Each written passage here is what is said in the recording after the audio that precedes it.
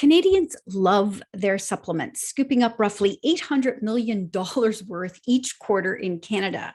There is little doubt that we're all doing our very best to stay healthy, even if we know very little about how our body absorbs them. Thankfully, New Roots Herbal wants you to know more, and they have asked Andrea Donsky to join me to share. Andrea is an international TV health expert, best-selling author, nutritionist, podcast host, and founder of naturallysavvy.com. Welcome back to What She Said, Andrea. Thank you for having me. So nice to see you again.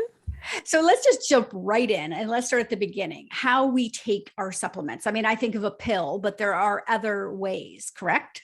Absolutely. We could take it orally. We could take it sublingually, so underneath our tongue. You can take it topically. You can take it actually nasally, and you can even take it in your eyes. So there's different ways. And even in some cases, vaginally. So if you think of like feminine flora, right? So you can even take it that way. Okay. So we're talking about the different ways we can take our supplements then, and also get how we're going to get into absorption, how important that is. So let's start with the most obvious way then, the oral way. Yeah. So you could take it, like you said, swallowing a capsule or a tablet. So you could just take it, a little bit of water, swallow it down, or you could take it sublingually. So that's under your tongue. And the reason why that works really well is because the area under our tongue is very vascular. So it works as a really great transportation method for nutrients to get into, kind of give you like a quick hit of energy. So if you think of, for example, vitamin B12, most of those are taken underneath the tongue. I mean, you can take it in a capsule format as well, but most of them are made to go under the tongue. And that's why, because it dissolves quickly with a lot of the, it's so vascular. So then basically it gets absorbed quickly and gives you that quick hit of energy that B12 is made to do. The other way, the other thing when you think of taking it under your tongue as well is oregano oil. So oregano oil, I don't know if you've taken that before, Candace, or not, but I love oregano oil. And we always say when you take it, take 10 drops under the tongue, wait 10 to 15 seconds, and then shoot it down with some water. And the reason, again, is because it gets absorbed so quickly. So that's why those are two, oral ways that you can really look at taking your supplements.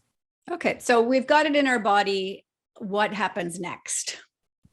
Okay. So what happens is that our digestion starts in our mouth. Like when we're eating, that's why we salivate when we see food. So we take our supplements, it goes down into our stomach, and our stomach is where it starts to break down. And there we have stomach acid, right? So if you think of stomach acid, and I'd love you to share your opinion on what comes to mind when you think of stomach acid. I think about getting sick, actually, when it comes up in your throat. Yeah. So what happens is when we swallow a capsule or a tablet, is it gets, first of all, when you think of digestion, it actually starts in our mouth with saliva. So when you look at food and you start to salivate or you hear about it, your mouth starts to get a lot of saliva. That's because your digestive process is starting. Our enzymes are starting in our mouth. Then we swallow it, it goes to our stomach. Our stomach is where it actually gets broken down. So I don't know about you, Candace, but when you think about stomach acid, like what comes to mind? Oh, I think about, acid reflux, or when it comes up in my throat and it burns a little bit. Yeah. Wrong, right? So you think of strong stomach acid. So that's the role of stomach acid. It actually has a very low pH because what it does is it's there to break down the food. And the lining of the stomach is very strong. So that acid doesn't go anywhere else other than the lining of the stomach. So it gets to the stomach, it gets broken down, and then from there it goes to the intestines, the small and the large intestine. And the intestine is where we actually absorb our nutrients. Now, there are certain nutrients that can't make it past stomach acid because it's so strong. So you think of like acidophilus, like our probiotics. Those can't really make it past the stomach. There are a couple of that are a little bit stronger than others, but most of them can't really, they won't survive it. So that's why you want to look at like a probiotic that has enteric coating or some type of technology that doesn't allow it to get broken down until it passes the stomach. From there, it goes to the intestines, like the large and the small, where it gets absorbed and then eliminated from the body. Okay. So nothing actually gets absorbed through the stomach then. Nope. Okay. So that's not where the magic happens. No, the magic happens in the intestines. And that's why gut health is so important. Okay. So how long does it take actually to get through the stomach then and start to actually work? So food takes about an hour to get through the stomach. That's for most of us. However, like many age-related things, as we get older, things don't work as efficiently. So it could take quite a bit longer for it to go and move through the stomach. And the other thing there's a couple of things that affect digestion in the stomach as well. So if we're stressed, our stomach will actually stop digestion. So it won't allow us to digest our food because we're supposed to be busy, chasing, running away from a tiger or a bear, right? So it's really important that, what we're eating, how we're eating, but also how we're feeling at the time really comes into play. So if you find that you're super stressed, either stay away from eating in that moment and allow your body to do what it needs to do. Or before you sit down to eat, take a couple of deep breaths, make sure that your surrounding is, calm. And I know it's not realistic for so many of us. We're busy moms with kids and businesses and husband, or family or whatever it is. So it may not be realistic, but as much as you can to set yourself up for success from a more relaxing environment, that is really key. And that will help with digestion. So you had mentioned that it's really important to have good gut health then. So why is that so crucial? So gut health is really important. So right now what the research is showing, so we have our brain in our head, but then research is showing, or we hear a lot about our second brain, which is our gut. So the gut is the foundation for so many different things. It's the main communicator in our body as well. So having a healthy gut is really important. For example, for making neurotransmitters like serotonin. We now know that 70% of serotonin is made in the gut. That's our feel-good neurotransmitter. And there's a very long nerve called the vagus nerve that goes from our brain to our gut. And we now know that when our brain is unhappy, our gut is unhappy. And when our gut is unhappy, our brain is unhappy. It's like the 2-lane highway. So that the importance of keeping our gut healthy also affects us, it affects digestion, it affects immunity, but it also affects our mental health and so many different things. So that's why it's important that we keep our digestion healthy. And how can we do that? So again, you have the lifestyle factors like like triggering or stimulating your parasympathetic nervous system as much as you can, going for walks in nature, meditation, or I actually spoke to someone yesterday about something called unmeditation, meaning just relax yourself. It doesn't have to be so structured, right? It can be spending time with an animal, watching a funny movie, anything like that you feel like it's going to relax you. Deep breathing, anything like that's it's going to be good for you. And then the other thing is obviously through our nutrition. So looking for food that have whole foods, you want to eat whole foods, things that nature, they're found in nature, right? Lots of vegetables, which have fiber. Fiber is really important. We need to get that 25 to 35. I know it's only a number, but it's for many of us, having that number is helpful to help get fiber into our body, which helps us with elimination, right? Getting rid of things from our body that we no longer need. Eating foods like probiotic rich foods, like kimchi, like sauerkraut, like miso. Prebiotic foods, which are our vegetables, actually feed the good bacteria in our gut, which is probiotics, right? And then you can also want to make sure you can take a probiotic. Actually, you can take capsules like we talked about, just make sure that it, again, survives that stomach acid. It has the enteric coating. And then also drinking. Hydration is really important for helping to maintain it. So there are so many aspects that come into play, and exercise, of course, that, it's really key to keep our digestive system healthy as much as we can. And you can take things, by the way, you can take like a digestive enzyme if you need help.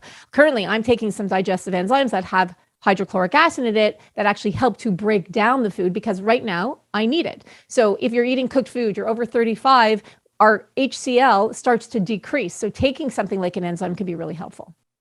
So what I'm getting out of all of this then is that really, if we want our other supplements to work, we really do have to make sure that our gut is in the best shape possible first. Yeah, because that's where the absorption takes place. All right. Tell me then about topical applications for supplements. Yeah, sure. So we absorb 60% of what we put on our skin. So think of like an analgesic, right? Like something like topical pain relief. So it's a really good way that you can absorb nutrients as well. Now you could take, like, for example, let's say you need magnesium. You could take an oral magnesium, but you can also take an Epsom salt bath. Again, you're going to absorb a certain amount that's in the bath that's going to go in your skin. Again, 60%. We can absorb 60% of what we put on our skin, which, by the way, is why it's really important that we stay away from harsh chemicals like parabens and phthalates when we're using personal care products, because we're absorbing it, right? And then they can mess with our hormones and all that stuff. So really important. You can also use like a magnesium oil topically. And then also, I don't know what your morning routine is like, Candace, but for me in the morning, I'm using a cream, and then I'm always using some type of oil, like an antioxidant oil. So like an argan oil, or, baobab, or a goji, or a cranberry, like something that's very high in antioxidants that's also hydrating. So again, that's another way that we can get our, antioxidants into our body, just by putting the good stuff on our body, which helps with plumping it up. And something like a hyaluronic acid is another example too. You can take it internally, or you can put it on your skin to help with making your skin more hydrated.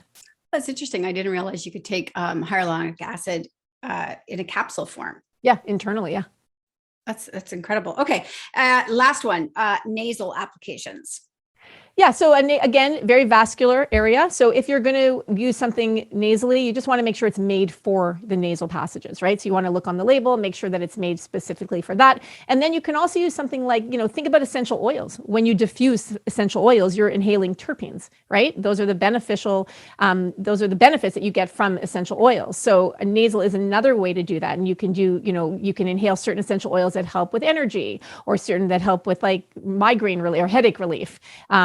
So there are certain oils that you can inhale that can have other benefits as well. Okay, incredible. We've talked about probiotics a lot, but I mean, every time I talk to you about this, I'm just more and more convinced how crucial they are on pretty much everything. Really, it's the base. So if you're taking supplements, make sure you're taking probiotics, right? They really are important. I mean, again, for digestion, for immunity, for mental health. I mean, they're for so many different things. And I believe taking a probiotic daily is really important. The amount that you take, a good amount, depending, the nice thing about Roots Herbal is they do have different SKUs. So you could take different probiotics depending what you're looking for. If you just had a round of antibiotics, or you even had a colonoscopy prep, right? Which they take all the good and bad bacteria out. You want to look at something like 100 billion. You want to do it for about a month to try to repopulate all of those good bacteria in your colon. And the key is you want that ratio to be intact. You just don't want more bad bacteria than good bacteria that live. And most of it lives in our colon. So that's why you'd want to take a little bit more at that point. But, from an everyday standpoint, or even if you're taking it several times a week, you can look at something like a 50 billion, or if you want a little bit less, they have that as well. Okay, excellent. Andrea, thank you so much for joining me today. This is, as always, very informative speaking with you. Thank you for having me.